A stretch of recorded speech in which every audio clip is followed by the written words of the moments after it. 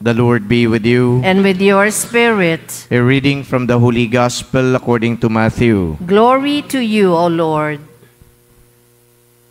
Jacob was the father of Joseph, the husband of Mary.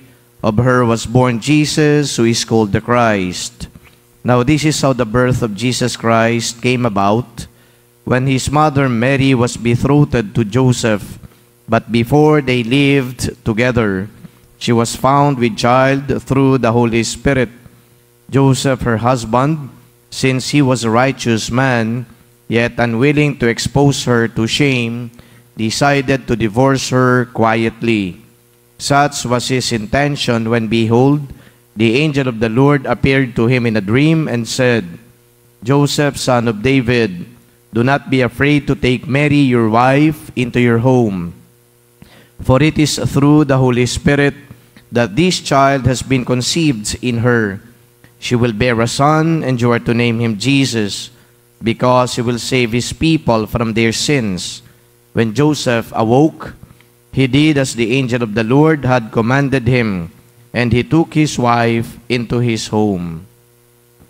The Gospel of the Lord. Praise to you, Lord Jesus Christ.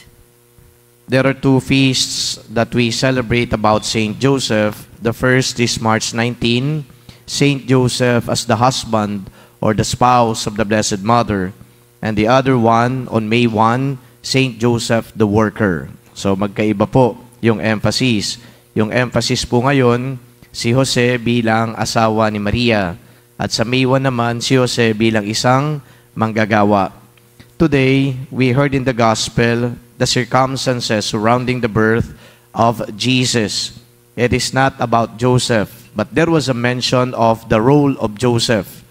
And specifically, the role of Joseph is to stand as the spouse or the husband of the Blessed Mother. Yun nga lang, binanggit din po dito na si Joseph ay merong intention na i-divorce si Mary.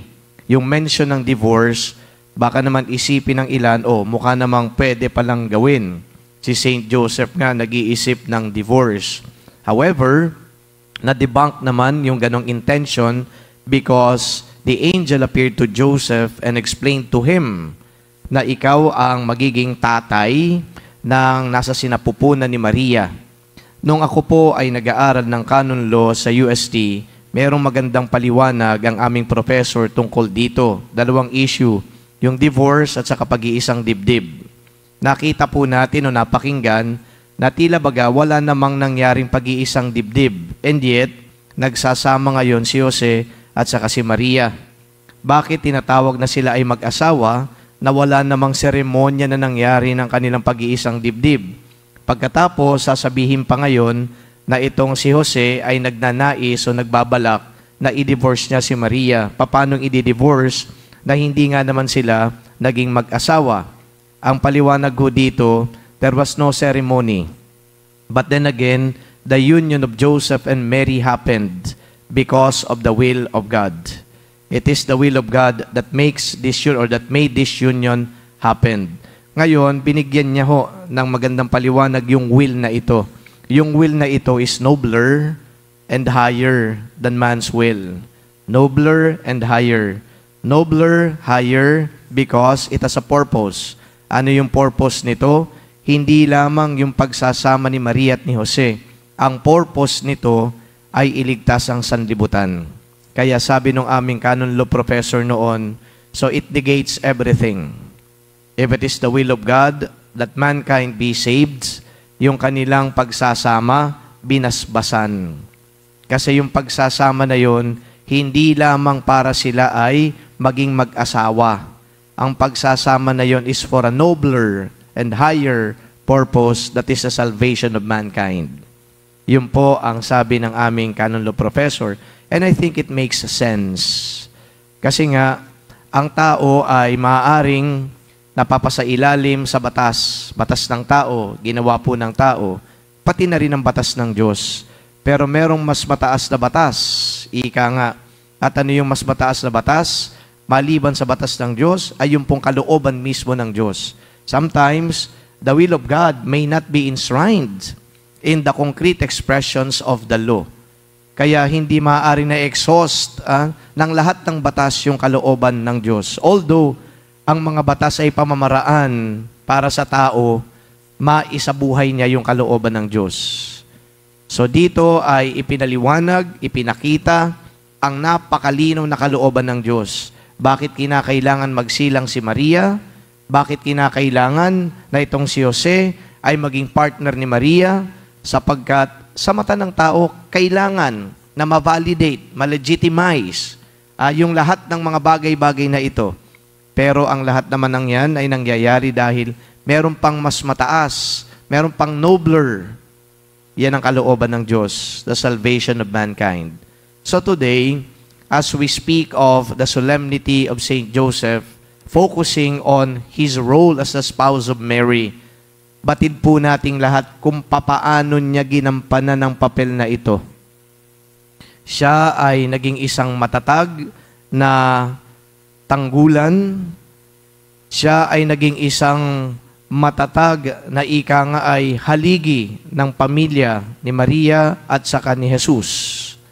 Siya ay naging provider ni Maria at saka ni Jesus. And you have to remember that in the Israeli culture at the time, masyado silang patriarchal. What does that mean and what does it imply? Pag patriarchal, yung babae, domesticated, yung mga anak, kinakailangan alagaan lang ng babae, at ang lalaki, ang naghahanap buhay para ibigay ang pangailangan ng pamilya. And as a spouse, he was a great provider.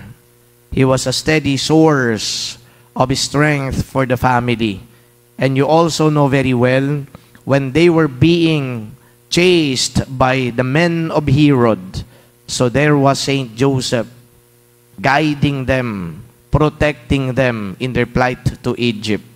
So ipinakita dito na hindi lang siya provider, ipinakita dito na hindi lang siya matatag na sandigan ng pamilya, pero itong si Saint Joseph nanindigan din para tuparin ang kalooban ng Diyos. And I think that is very important, ang manindigan ayon sa kalooban ng Diyos. A lot of people may not be at par with Saint Joseph, especially when it comes to somehow living according to the will of God. Talagang ipinapakita, pinaninindigan ng kalooban ng Diyos. Pero itong si Saint Joseph, tahimik man, yung kanyang gawa na mismo ang nagsasalita para sa kanya. If there is one thing also that can be said about Saint Joseph as a spouse, wala kang maririnig na salita. Siya ay tahimik lang, ina-absorb ang lahat, ini-interiorize, nire-reflect ang lahat bago gumawa ng isang matibay na desisyon. And I guess, it is something that is worthy of emulation. In a world today that is filled with noise, yung pananahimik ay mahalaga para nabibigyan natin ng pagkakataon na mapagnilayan, ma-discern, at kalaunan mapagdesisyonan kung anong magandang mga hakbang na gagawin po natin. So in these aspects of Saint Joseph's quietness, ito ay hindi lamang para sa mga asawa, hindi lamang para sa mga ama ng tahanan, kundi para sa lahat. Ngayon ho, napakaraming nagsasalita, kulang ang nakikinig. Palagay ko, ang halimbawa ni San Jose sa aspetong ito ay napakahalaga. Dahil sa pananahimik ni Jose, sa kanyang pakikinig, siya ay nakagawa ng mga makabuluhang desisyon na ngayon ay merong impact sa sanlibutan, na siya ay tumayong tatay ng tagapagligtas. My dear friends, brothers and sisters, may Saint Joseph continue to pray for us so that God's grace may indeed flow upon us, so that we may be filled with His grace, at anuman ho ang dumating sa ating buhay, katulad ni Jose, tayo ay maninindigan sa pagsasabuhay ng kalooban ng Diyos. Saint Joseph, pray for us. Amen.